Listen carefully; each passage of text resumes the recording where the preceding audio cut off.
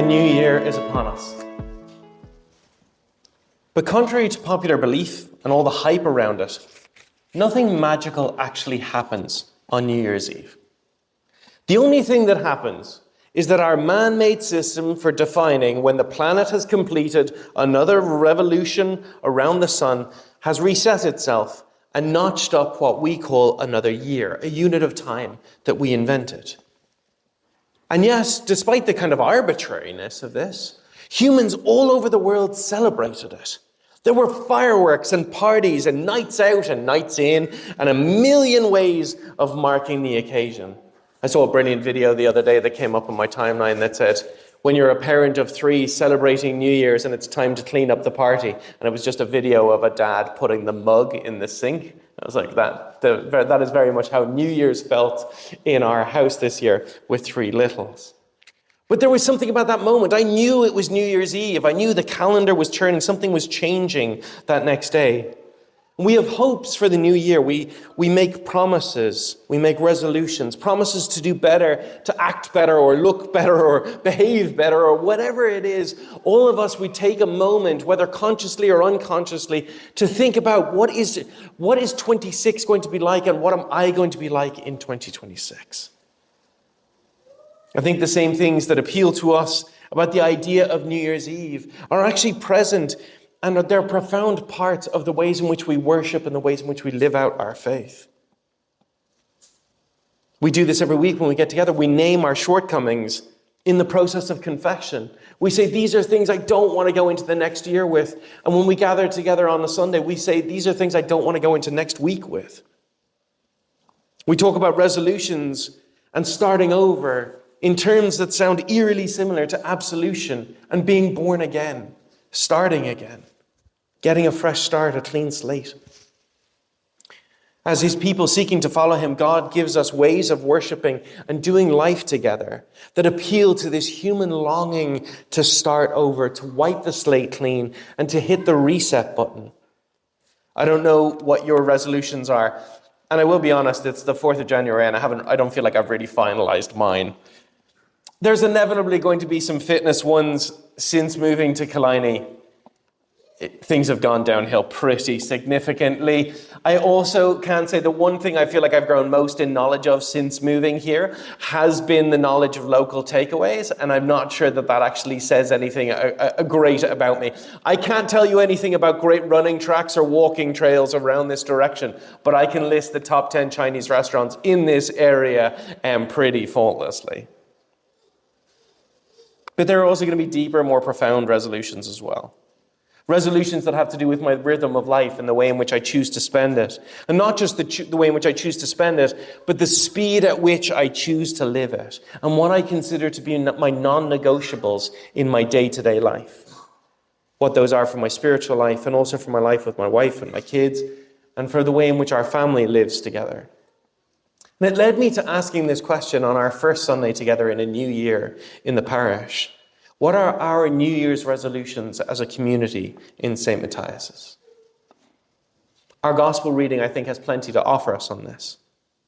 In verse 5, John writes, "The light shines in the darkness, and the darkness did not overcome it." As much as we are blessed by the interconnectedness of our world and the incredible technology that weaves people together from across the globe, it's not necessarily always helpful to be so consistently plugged in all the time to an attention economy where thousands of companies compete every day for us to pay attention to them and everything that they say. And every time that they do this, or all the ways in which they do this, the way they seek to keep us glued to our screens or to our phones or to the news, whatever it is that we're watching, it seems like the world seeks to provoke the most primal reactions from us. Like someone is always looking to make us feel our fear or our disgust or particularly our rage.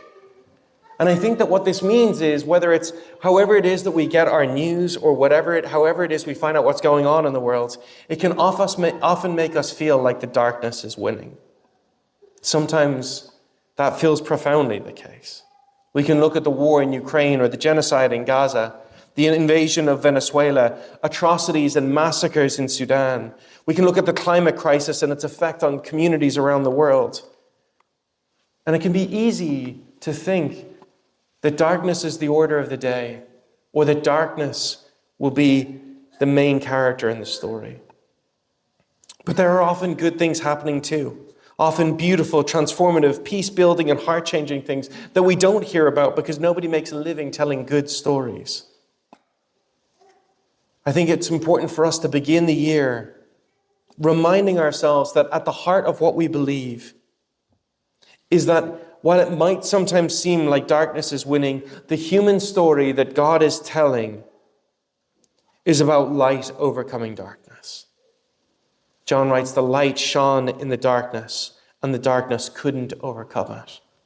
Religious leaders, political appeasers, traitors, and even Herod and Caesar themselves couldn't defeat the light then, 2,000 years ago, and the powers of our day will not defeat the light either. This is our first resolution. We hold on to hope, and we put our trust in the light. The second resolution that I find emerging from this passage is when John when John, the gospel writer, describes John the Baptist. He says in verse 8, he himself was not the light, but he came to testify to the light.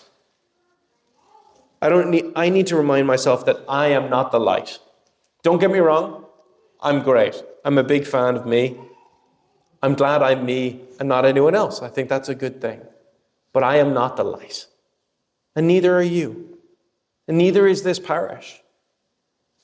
Our ministry isn't about making ourselves look good, or about the survival of our parish, or about the viability of the Church of Ireland. It's about what we've been called to. Not to be the light or think that we're the light, but to testify to the light. We are not the light, but maybe we are the glitter. We are the thing inside that when the light reflects off it, the world sees a deeper and greater truth. We're not called to be the light, but to testify to the light, to point to the living Jesus who came in the past and is active through the Spirit in the present and will define the future. And so that means that as we make decisions together about who we're called to be and what we're called to do, we're called to ask the question, not what do we want for our parish, or not just what do we want for our parish. We are called to ask the question, what does God want for our world, and how can our parish be a part of that? This is the second resolution that I find coming out of this gospel, is to point to Jesus and to build his kingdom. And then John goes on. He says, and the Word became flesh and lived among us, and we have seen his glory, the glory as of a Father's only Son, full of grace and truth. Finally, John writes that the Word, by which he means Jesus, became flesh and lived among us. We have seen his glory, and from his fullness we have received grace upon grace. In the Message translation, which I don't know if you have a copy of it, but if you ever get a chance to get a copy of it, it's worth picking up. It's a para-translation of the Bible, and it puts it in more contemporary language. And Eugene Peterson, who ran this project, he translated this sentence fantastically. He said, the Word became flesh and it moved into the neighborhood. The Christian faith can be explained, but it's way better when it's embodied. That's why Jesus doesn't shout a message from heaven, but instead becomes human and embodies the gospel to people through life with them. This is our final resolution, learning to embody our faith to the world around us. And what does Jesus embody?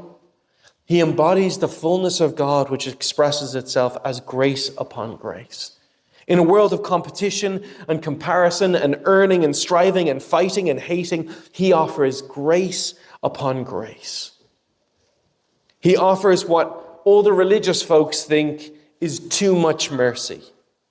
He offers what some consider to be a dangerous amount of compassion, a travesty of empathy, an overabundance of forgiveness. Grace upon grace upon grace upon grace. And this is what we're called to embody by moving into the neighborhood in which we live with that grace. This, I believe, is what we are called to do. And more than that, who we are called to be. To be grace grounded in material reality and embodied in relationship. The darkness cannot overcome the light, because the light is love and love wins. We are not the light, but we experience it when we love each other and we love the world around us.